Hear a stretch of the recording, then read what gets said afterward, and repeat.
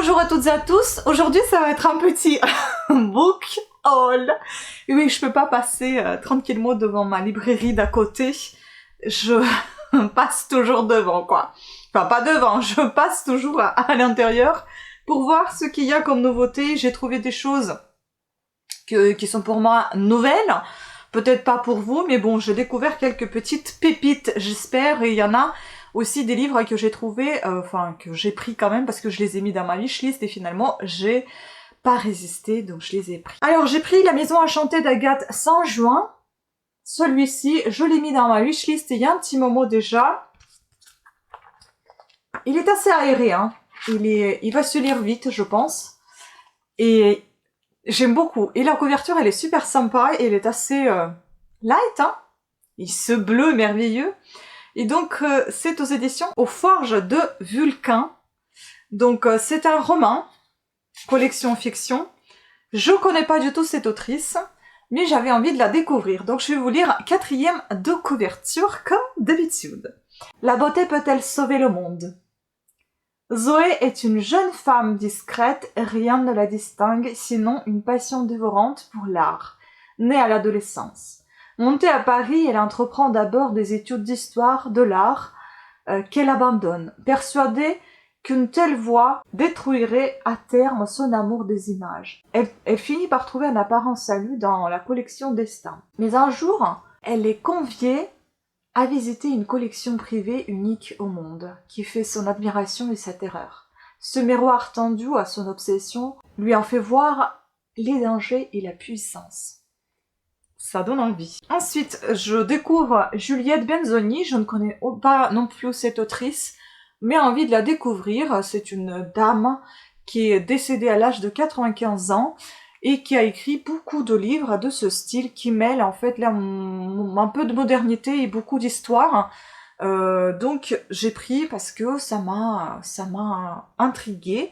Donc c'est Le Talisman de Téméraire, tome 1, Les Trois Frères. Apparemment il y a 3 ou 4 tomes. Donc on va commencer par le premier et puis je verrai si je vais continuer à la lire. Donc pas mal, assez aéré aussi. D'ailleurs ici je vous ai pas dit le nombre de pages, il y en a même pas 400. 337 pages pour ce livre-là. Et pour Le Talisman, il y a 406. Donc c'est chez Pocket. Et au départ, ça a été publié chez Plomb. Repris chez Pocket. Le 2 mars 1476, Charles le Téméraire, le tout-puissant duc de Bourgogne, est contraint par les Suisses d'abandonner à Grandson son camp et les richesses fabuleuses qu'il contient. Un trésor dont le joyau le plus important est son chapeau de parade. Couvert de perles, le fermail du sommet se compose de pierres exceptionnelles. 3 rubis, dits les Trois Frères, et un gros diamant triangulaire bleuté, le grand diamant de Bourgogne. Privé de ces bijoux qu'il considère comme son talisman, le Téméraire ne connaîtra que des défaites jusqu'à sa mort devant Nancy le 5 janvier 1477. 5 siècles plus tard, les 4 pierres réapparaissent et bouleversent la vie d'Aldo Morosini et de son fidèle Gon. Il suffira pour cela d'une visite à son notaire et d'un drame dans l'église Saint-Augustin à Paris. Suspense! Et puis j'ai trouvé 3 livres de Lisa Jewell que j'ai déjà lus et que je vais vous laisser ici dans le petit i. Le point lecture, hein, mon avis sur cette lecture, on se reverra, que j'ai beaucoup apprécié, qui m'a tenu en haleine du début jusqu'à la fin, qui était assez passionnante et que je ne savais pas du tout si j'allais garder ce livre ou le vendre. Il est toujours chez moi et je pense que pour le moment je vais le garder. Je vais lire ces 3 lectures d'elle également. C'est une romancière mais qui écrit en parallèle des thrillers ou qui continue maintenant mais dans le thriller et non pas dans les romans, je ne sais pas. En tout cas, il y a une petite part de poésie dans ses descriptions, dans ses livres, mais également du thriller sans être très hard, qui va dans l'angoisse ou quelque chose comme ça. Il y a un petit quelque chose qui vous retient, mais pas vous effraie. Ça effraie pas tout à fait, mais ça vous tient dans l'haleine et vous avez envie de terminer, de voir ce qui va se passer. Je l'ai avalé littéralement ce livre en 2 jours, alors que moi je suis pas du tout rapide en lecture.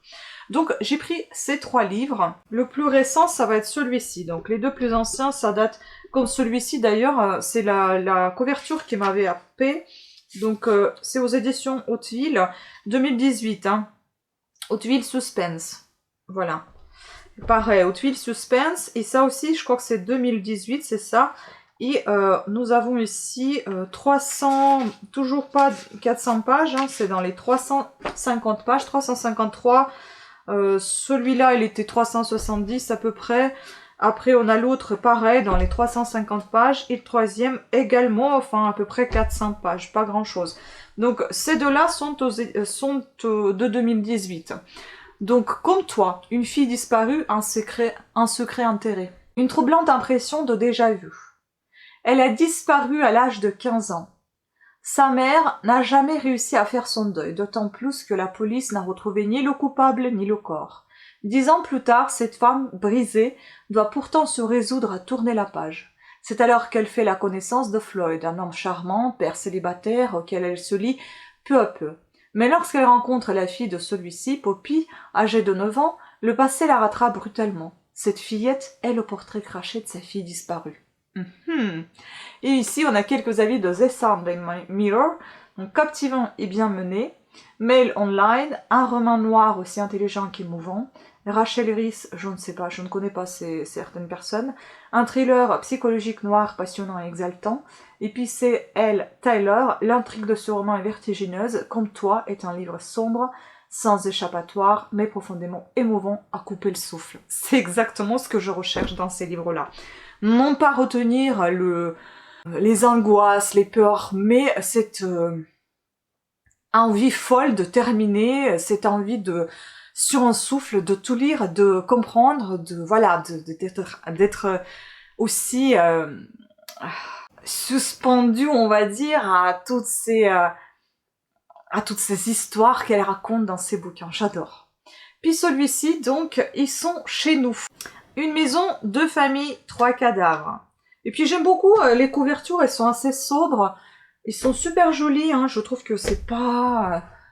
voilà, c'est quelque chose d'assez sympathique, c'est pas glauque, voilà. Donc, qu'est-ce qu'on a ici? Ne laissez pas entrer le loup dans la bergerie. 3 cadavres et un bébé abandonné. C'est la macabre découverte que fait la police dans une demeure de Chelsea. Faute de preuves, on privilégie la piste d'un suicide collectif et l'affaire est classée. Pourtant, avant l'arrivée des autres, la famille Lamb coulait des jours heureux. Mais il est des invités qui ont tendance à s'éterniser et certains ne repartent jamais. Le jour de ses 25 ans, Libby hérite de la maison où elle a été retrouvée bébé. Bien décidée à percer le mystère de ses origines, la jeune femme mène l'enquête au 16 Chain Walk.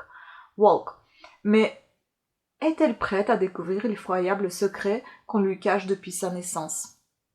Elle ignore encore que quelqu'un, quelque part, donnerait cher pour la retrouver. Ça donne envie, hein.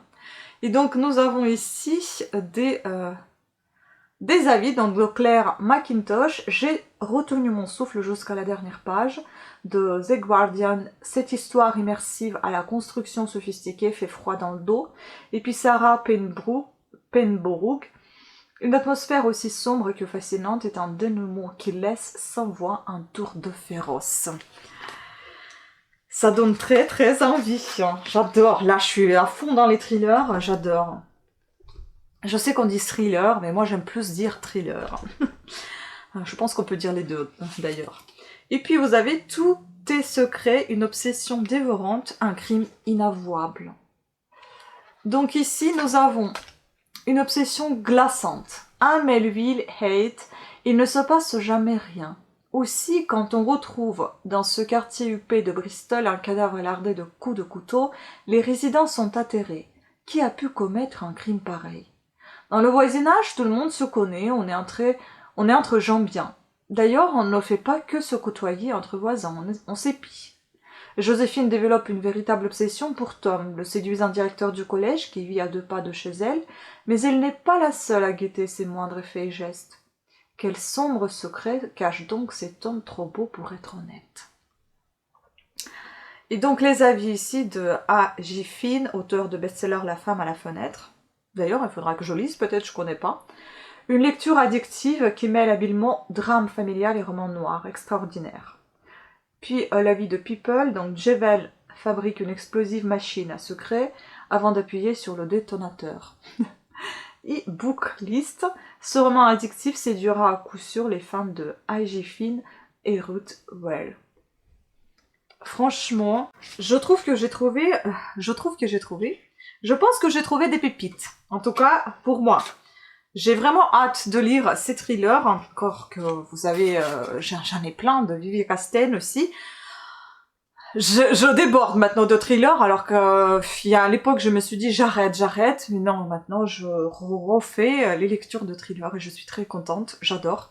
Parce que ce qui me retient justement dans ces thrillers, c'est cette suspense, ce n'est pas des moments glauques que je retiens en fait, c'est vraiment les moments qui me permettent de m'évader, d'être vraiment complètement dans le bouquin, d'être passionnée par ce que je lis, et justement je suis passionnée par le fait que les auteurs arrivent à vous retenir en haleine du début jusqu'à la fin, à meuler toutes ces histoires que vous êtes en train de démêler vous-même. Dans votre tête, il se passe vraiment beaucoup de choses pendant que vous lisez, parce que vous essayez de retrouver les personnages, vous essayez de retrouver, pas les personnages, mais les tueurs, ou enfin, voilà, les personnes qui ont pu commettre les meurtres, ou qui ont fait quelque chose d'atroce dans leur vie, ou autre, voilà.